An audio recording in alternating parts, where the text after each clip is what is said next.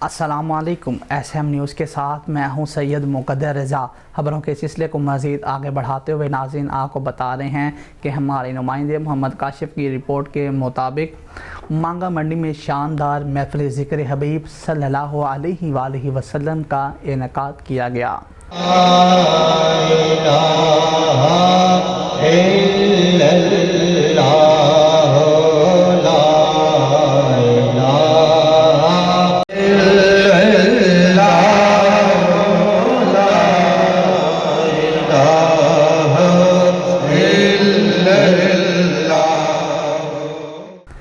اور محفل پاک کا آغاز تلاوت قرآن پاک سے کیا گیا ہے۔